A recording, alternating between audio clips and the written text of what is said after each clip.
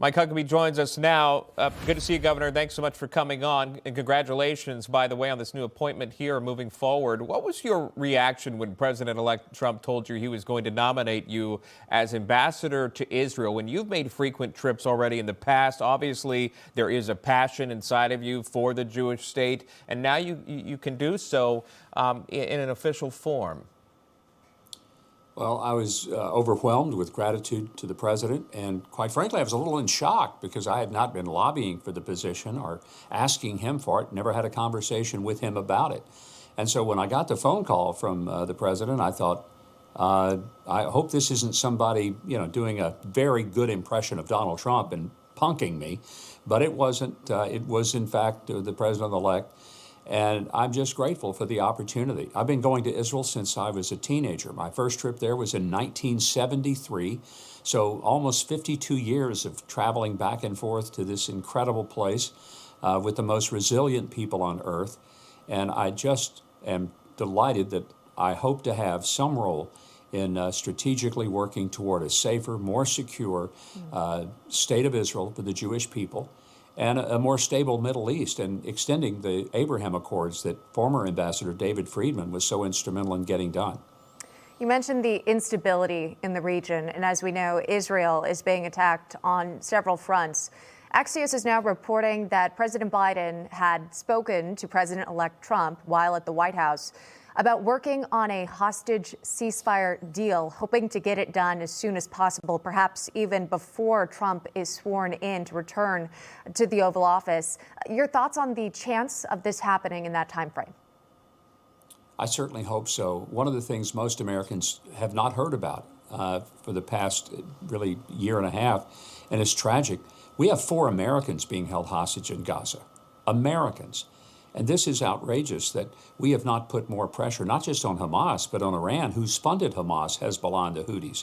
We need to put pressure on Qatar. They have influence over Hamas. And they need to understand that Donald Trump doesn't play around. And I think they know that, but it's very important that this get resolved for everybody's sake. There's no winner here other than the people who have been held hostage, for them to be let go. But Hamas has to be eradicated, and Israel has taken the right approach to say they're not going to be in control of Gaza anymore. They cannot be trusted. Their hatred toward the Jewish people was evidenced on October the 7th in their massacre of civilians, including babies and elderly people. And so there has to be a change of what happens there, and it starts with Iran, and it goes down to their proxies. You know, you mentioned Iran, and the New York Times reporting Elon Musk with Iran's UN ambassador, potentially meeting with Iran's ambassador. Can you discuss that? And here's the headline: Elon Musk met with Iran's UN ambassador, according to Iranian officials. There are many ways you can approach that. Just your overall thoughts to the headline.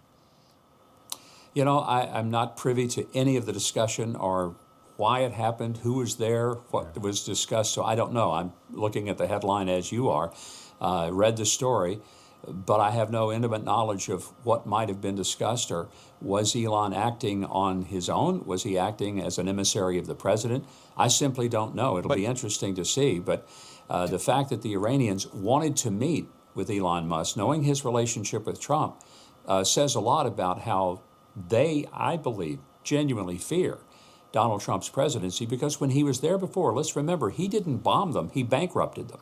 He put maximum pressure on them, and they were in serious trouble. They were headed toward a total collapse of their economy and probably an uprising from their people. Let's hope that happens again, because that's the best way to deal with them.